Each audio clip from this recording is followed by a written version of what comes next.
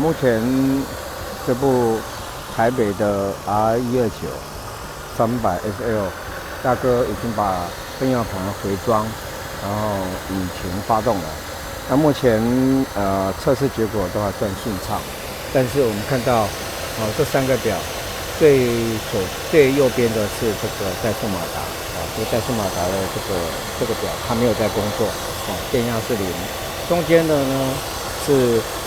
我们的流量感知器换新了它也没有做动，所以它的电压也是0。那最左边的那个是我们插压阀的电流量目前也是0，代表说这部车子目前怠速马达没有工作。那它的插压阀也没有在工作，也就是说它冷车加浓的功能跟减速断油功能都没有在工作的。那可能就是我们看到这个可能是它的电脑，因为它是美规电脑，可能是电脑的问题那大哥还要再做进一步的测试那这部车还有一个问题就是它在停车之后呢，它的电流耗电量太大将近有在1.5安培左右，那等于差不多是一个我们开小灯的这个状态，所以它电池马上就没电了。我们现在来车内来看看它的状况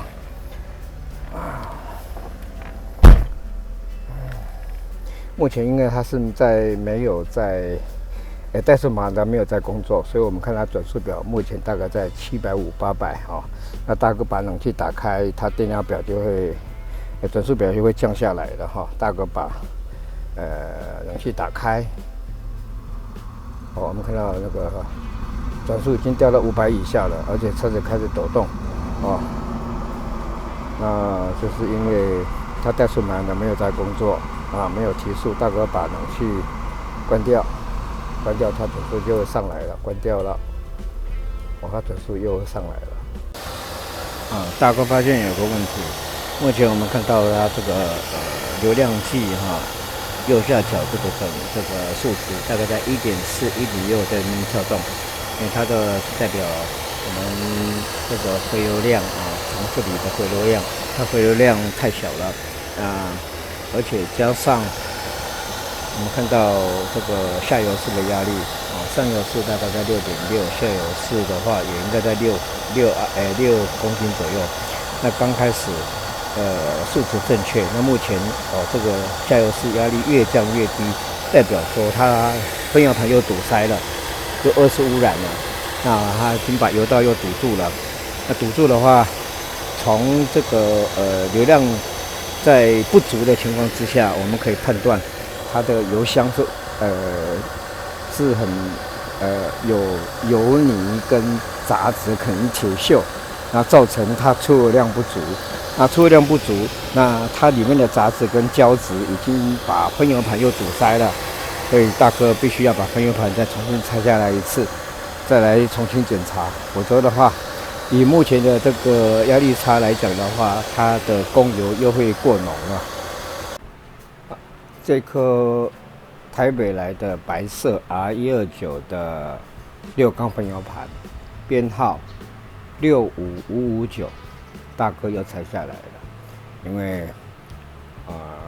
它又被油箱2次污染。我们刚刚有看到它的那个油箱的那个流量是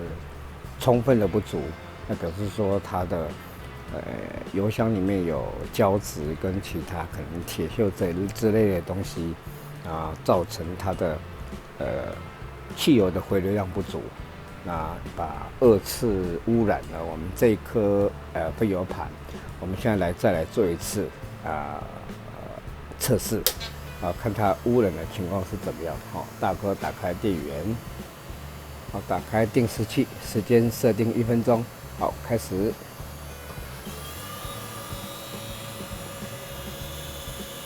因为这个老车的分油盘，尤其是超过30年了，那如果说有不正常也没有时常启动使用的时候，那因为也没有加油，没有加油的话，油箱有挥发性物质挥发掉之后呢，那个胶质就残留的越来越严重，那当然就会把我们的这个分油盘都堵塞了。那大哥本来已经有做过整修过这颗分油盘，那我们现在来看装在车上被污染之后它的出油状况是怎么样？因为这颗分油盘大哥在做测试的时候我们要求它的出油量是在159在190 ml 左右。那我们现在看看 OK 好，时间到。我们看到画面上由右到左分别是1、2、3、4、5、6缸，第1缸、第2缸110，第3缸130，第4缸115，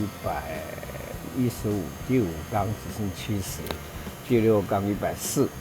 跟我们原先做整修完毕的测试的190那误差就相当大了。所以大哥就必须再把这颗分油盘再做重新的整修。整修之后呢，回装到车上，就必须在分油盘的进油之前先加挂一个汽油滤芯，再想办法把我们的汽油量的数值要解决，一定要在2公升以上。解决之后呢，我们才有办法做进一步的引擎测试。这颗编号65559的 R129 6缸分油盘，2次污染之后，大哥又整修好了。我们现在再来做一个完整的流量测试。好，大哥打开电源，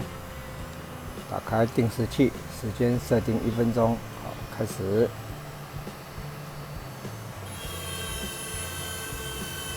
刚刚我们有看到它在污染之后呢，它的出油量都在130、110之间，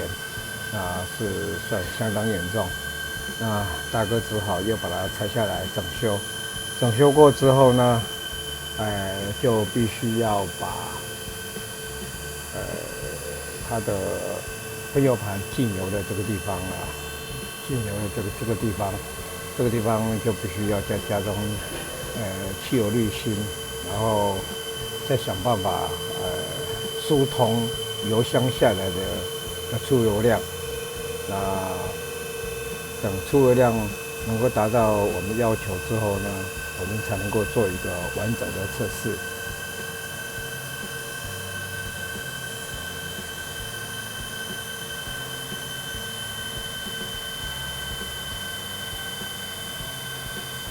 OK， 好，时间到，关闭定时器，关闭电源。画面上由右到左分别是1、2、3、4、5、6缸，第1缸、第2缸180，第3缸、第4缸、第5缸190，第6缸195。厂方要求是15%的误差范围，我们这次测试下来的大概在5%左右，算是符合厂方的要求。等大哥把它这个分油盘回装之后呢，在这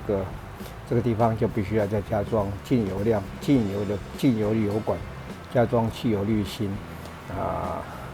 疏通油箱之后，我们再来做那个测试。